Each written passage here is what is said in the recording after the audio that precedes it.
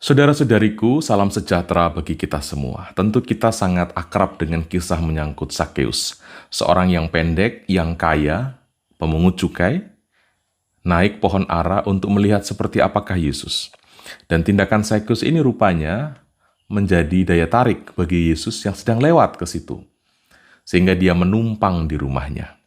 Saya ingin menjadikan renungan tentang Sakeus ini dan menghubungkannya dengan situasi gereja sekarang, di mana orang begitu banyak mengkritik soal Konsili Vatikan kedua.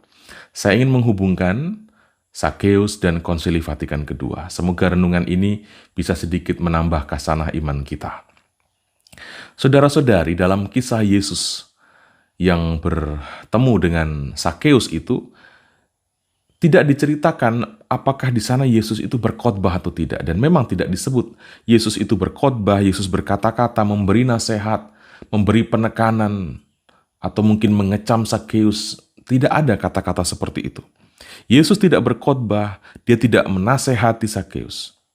Yesus hanya spontan menumpang di rumah Sakeus setelah melihat tingkah laku Sakeus itu.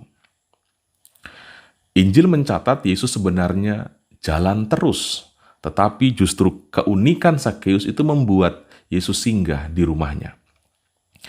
Nah, tindakan Yesus yang singgah di rumah orang berdosa inilah yang justru menciptakan atau menghadirkan perubahan, menghadirkan keselamatan pada rumah itu. Ini yang menjadi daya tarik saya dalam merenungkan kisah Sakeus ini.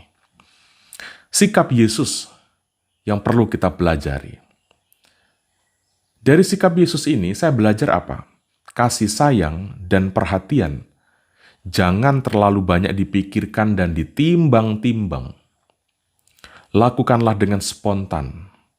Kemurnian hati justru tergambar dalam spontanitas. Menghadirkan semangat pertobatan, menghadirkan keselamatan, mengarahkan orang pada pembaruan hidup, ternyata tidak selalu harus dengan mengangkat-angkat ingatan orang akan dosa-dosanya. Tidak selalu harus dengan menekan, mencibir, mengasingkan, memojokkan, menolaknya, menghakimi, dan sebagainya. Hadirlah sebagai tanda sukacita. Hadirlah sebagai tanda kehangatan. Hadirlah sebagai tanda penerimaan. Kehangatan hati, penerimaan yang tulus, persahabatan yang lintas batas, itulah yang mengubah, itulah yang mempertobatkan, dan itulah yang menyadarkan orang tentang panggilan untuk selamat. Cinta adalah daya ampuh untuk keselamatan. Saya kemudian berpikir dalam konteks hidup menggereja sekarang. Ada orang yang berkata, kalau pastor bergaul dengan orang Islam, misalnya, berarti dia tidak punya pegangan. Dia membahayakan umat. Dia tidak punya prinsip tentang keselamatan. Kalau seorang paus berdoa bersama dengan pemimpin lembaga agama yang lain, berarti paus juga ikut menjadi orang sesat.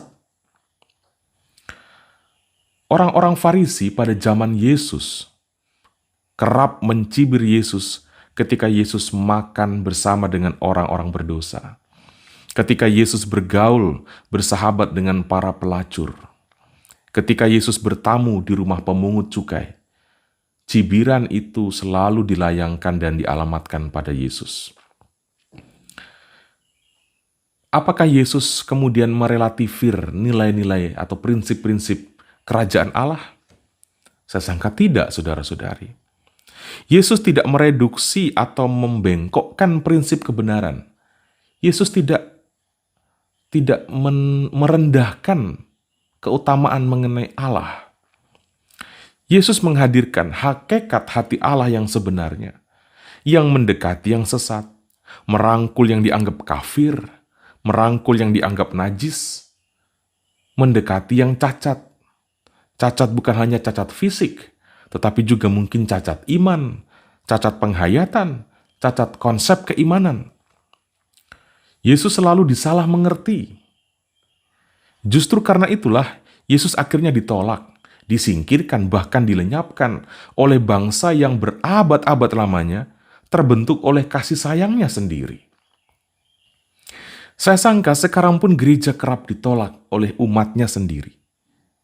Pergerakan gereja kerap disalah mengerti, kerap dicibir, kerap diasumsikan negatif, kerap dianggap membahayakan gereja itu sendiri. Siapa yang bertindak seperti itu? Umatnya sendiri. Kalau ditanya siapa yang menyalibkan Yesus, kita akan mengatakan kelompok Yahudi, bangsa kesayangan Allah, Yahweh, yang firman-Nya menjadi manusia, yaitu Yesus. Mungkinkah umat Katolik juga nanti akan menyalibkan gereja Katolik? Saudara-saudari, saya melalui renungan ini hendak mengajak, mari kita sungguh mendalami misteri hidup Kristus sedalam-dalamnya. Jangan sangka ketika kita sudah masuk misa, setiap hari, baca kitab suci sampai selesai, memiliki pengetahuan tentang sejarah, mengetahui tentang dogma, mengetahui hal ikhwal mengenai pemahaman-pemahaman para teolog, berarti kita sudah sungguh mengenal Yesus sedalam-dalamnya. Jujurlah dan berdoalah, agar pengenalan kita atas Yesus dan atas tubuhnya yakni gereja semakin mendalam dan utuh. Kita bagian dari tubuh Kristus itu. Kita perlu mengenali tubuh kita sendiri. Banyak tindakan Yesus yang kerap disalahpahami, disalahartikan. Bahkan Yudas pun akhirnya benar-benar memutuskan untuk menjual Yesus karena arah gerak Yesus rupanya berbeda dari bayangannya. Ini, Yesus dijual oleh Yudas karena rupanya arah gerak Yesus berbeda dari bayangan Yudas. Pemaksaan kehendak pribadi atas Yesus dan tubuhnya yakni gereja itu membuahkan pengkhianatan. Sekali lagi saudara-saudari, pemaksaan kehendak pribadi atas Yesus dan tubuhnya yakni gereja itu membuahkan pengkhianatan. Semoga kisah Sakeus, seorang yang distigma sebagai berdosa, menginspirasi kita semua agar memahami arah gerak hati Yesus, arah gerak pendekatan Yesus. Pertobatan tidak terjadi dengan penolakan dan pengasingan. Kalau ada perubahan sikap setelah penolakan dan pengasingan, jangan sebut itu sebagai pertobatan. Itu sekedar penyesuaian. Kalau ada perubahan sesudah dikecam, ada perubahan sesudah ditolak, sesudah ditekan, jangan secepat mungkin mengatakan itu pertobatan. Jangan sampai itu sekedar penyesuaian.